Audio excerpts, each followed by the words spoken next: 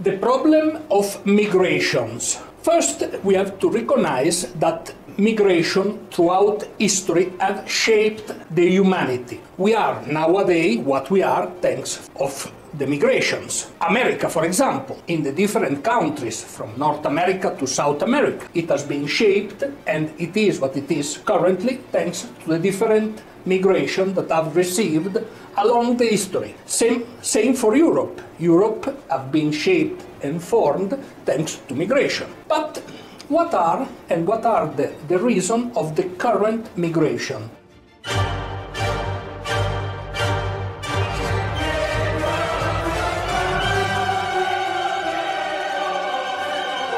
But before going on with the presentation, please remember that there is my book on inflation, and with it you will have all the answers you need about inflation and how it affects your wealth, your patrimony. In the description of this video you will find a link in order to get the book. And please remember to share this video with your friends, give me your like and subscribe to the channel, it will help a lot. So, in Europe, what are the reasons and who is originally responsible?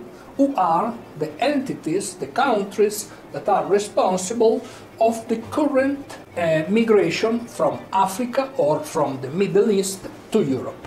Well, first, the arrogance of the colonizer, especially the British one and also the French one, but all the colonizers, because they decide to divide Africa and also the Middle East just by drawing a line on maps without taking in consideration the people that was living there.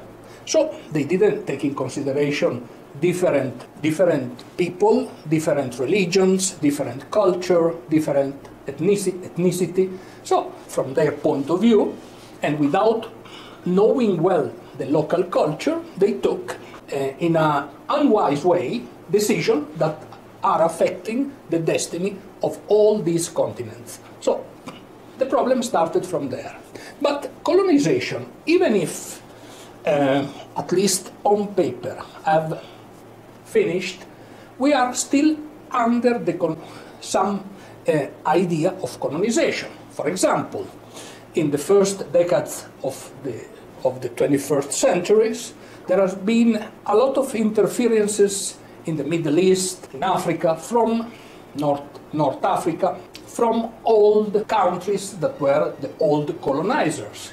For example, France, England, also the United States, they decided that the Arab Springs were a good idea to develop the Middle East world and the North African world.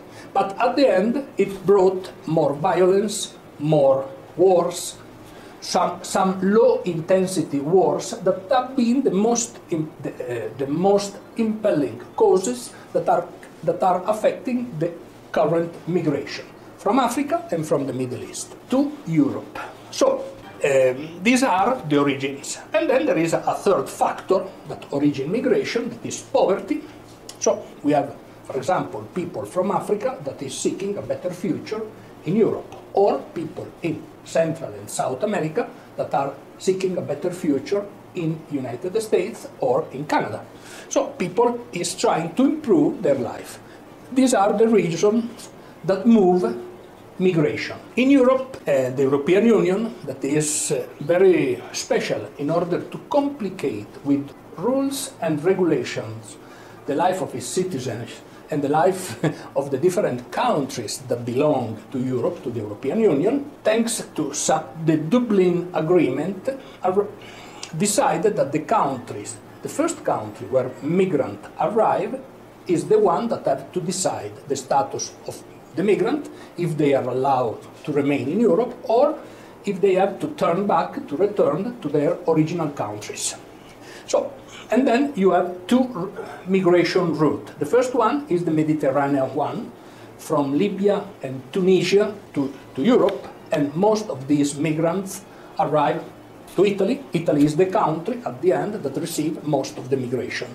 And then there is another route that is the Balkanic route, which is more complicated.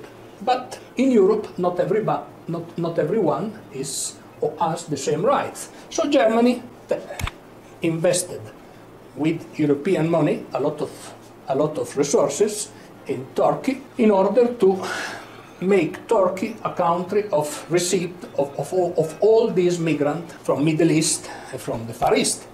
At the opposite, there is very little money invested in Africa in order to help African nations to have better conditions and to produce less migrants, and especially illicit migrants, the people that travel without documents, without all the normal conditions in order to require legal residence permit in order to work. So most of these migrants are irregular, and most of them travels without any document. When they are caught in Europe, they are received in special center and the government has the responsibility to determine if they have the right to stay or if they have to be turned out, to be returned to their countries. Unfortunately, the judiciary system and the legal system, in order to arrive to this answer, it doesn't work efficiently, and none of the illegal immigrants that enter in Europe are returned. In the United States, the situation is completely different because there are some political disputes between Democrats and Republicans. But anyway, when an illegal migrant is captured, it is jailed, and then usually it is returned. In Europe, it doesn't happen. Usually all the migrants that arrives, even if they have no rights to remain in Europe, they remain there. So if you go to an European city, a Mediterranean city in Italy or Spain or even in France, you will see a lot of immigrants, and most of them probably they have not right to remain there because of the incapability of the local governments to deal with this difficult phenomenon. In the United States, you have a similar situation, but also two aspects that are more important, very important. The first one is the cultural aspect. Most of the migrants that are arriving to Europe have or come from different religion, a completely different religion and completely different culture. In Europe, the dominant culture and religion is the Judaico-Christian. But all the migrants, the vast majority of them, comes from Islamic countries. So there is a cultural clash. At the same time, it's very difficult for the European to integrate the new migrants into the society. This is another big problem that is affecting Europe nowadays. So the migration problem at the end is a phenomenon that is very difficult to deal with. And then you have the final aspect of migration, and it has to see not with migration itself, but with the current population of Europe and the United States. In both cases, the fertility rate is below the minimum in order to maintain a stable population. The fertility rate, it should be 2.1 as minimum in order to maintain a stable population. But in Europe is less than 1.5. Some countries is even lower. In the United States is around 1.6. When you have such a low fertility rate, you have a very big problem. The demographic structure of the population changes. In simple words, you have an increasing number of retired people and less people that replace them as a workforce. So, migrants are used and in some cases are exploited in order to replace the people that are retiring because of the pensions, because are in the age of pension. So that's another big problem, because if you have all these migrants that have no legal status, they cannot have a legal job, and usually they accept jobs for less money, so they are starting to compete with the local people that usually require or ask more money for the same job. Some companies that are not really ethical take advantage of these migrants in order to pay less.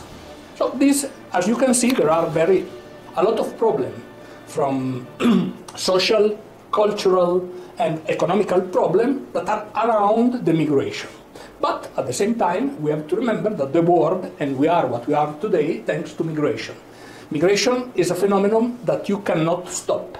But only through a good regulation of migration, you give real opportunity at the migrants. But at the same time, also, you will be able to integrate the migrant with your society.